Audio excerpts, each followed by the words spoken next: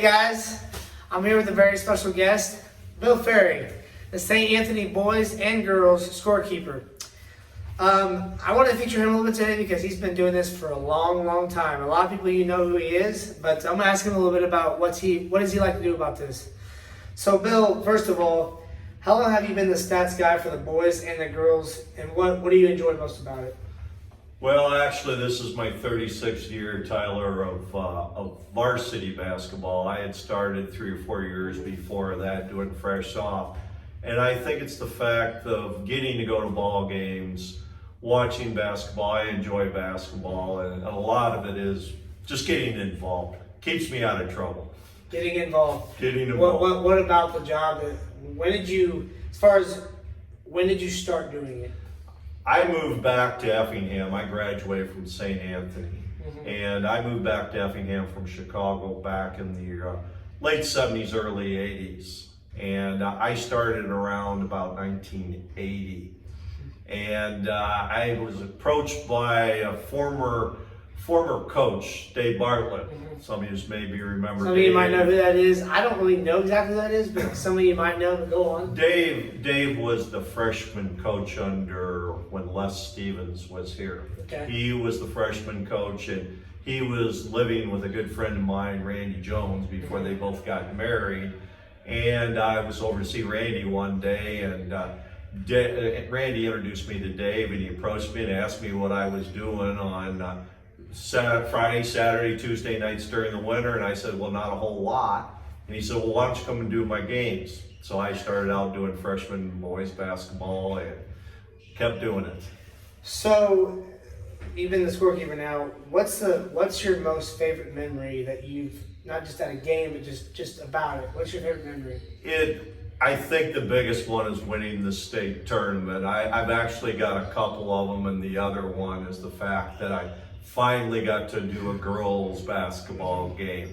We finally got girls basketball, and as I said, the late Mary Sewer, every time I would look at Mary was doing so many more games than I was doing, so I had to try to catch up with her, but it was tough. We definitely missed Mary, but I would say it was probably winning the state and then doing the first girls basketball game for St. Anthony. As far as the state tournament that year, describe the people, the crowd that came to Peoria, what's going through your mind with that? I guess it really hit me when Mr. Frederick King missed the last second shot in overtime and we won, and off to the right where all the St. Anthony people were, just an outrageous roar, and I thought to myself, oh my Lord, we're state champions. It was hard.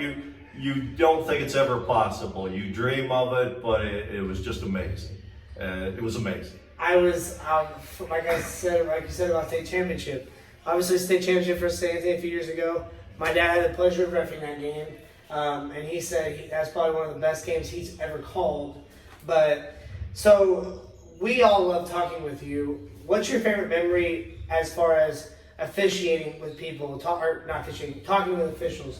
How would you describe what's it like being the scorekeeper and you get to talk to all these different officials? I think a lot of it is the fact that I know all these guys. I have a good rapport with them, and I kid all of them when I see them. I says, well, since I know all of you guys tonight, I know what we're going to get officiating-wise. If there's somebody I don't know, that's when I say, oh, what are you sending us, Lord? What are you sending us? So deep down in your heart, when you got asked to do this, what was your thinking? I was just doing the fact that I was going to St. Anthony basketball games. I never thought I would do it this long. I replaced a lot of you guys, the ladies will not remember this, but I replaced Art Altoff. Art had done the book for many of years. I had big shoes to fill, and Art had known I was doing the book for the fresh and soft, and he was going to retire. He was wanting to spend more time with his grandchildren. And I decided, okay, I will go ahead and do the varsity game. But I think a lot is the fact, just getting involved with it, getting to know these officials. And I said, I've got a great rapport with all of them. I love seeing them. I have a lot of people telling me all the time that just they love talking to you, and you know a lot of the information.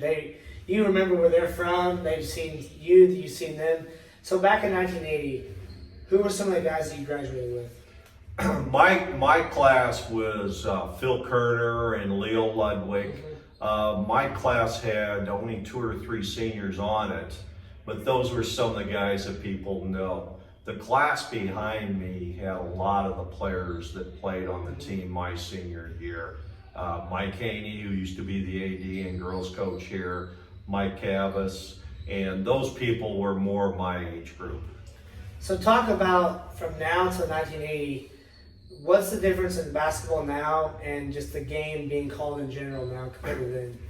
I can remember when we first went to a shootout up in Knoxville, and for you that don't know where Knoxville is at, it's more in the I'm only 23, so I don't know. More in the northern part of the state. Back in the 80s and the late 80s and the 90s, there was a big difference in the way the game was played in the southern part of the state and the northern part of the state. The southern part of the state was more physical. This is back when we had 2 classes, and the southern state was known to be more physical. We went up there and played a team from the north, and they thought we were pushing them all over the place. And I said, I think that was a big factor that's happened. Today the game is definitely more physical. It doesn't matter if you're from north, south, east, or west in the state. Everybody wants their piece of real estate out there. So you got the state tournament, St. Anthony wins it all. You got the crowd, the parade going on. I mean, you got to feeling like, what is going on? How does this happen? What was the energy, vibe, whenever the parade was going on, and what was going through your mind, like, it finally happened? I had never dreamed in my wildest dreams we would ever win the state tournament. I mean, I was totally amazed by it. And the first person I wanted to see after we won it was George Meddy.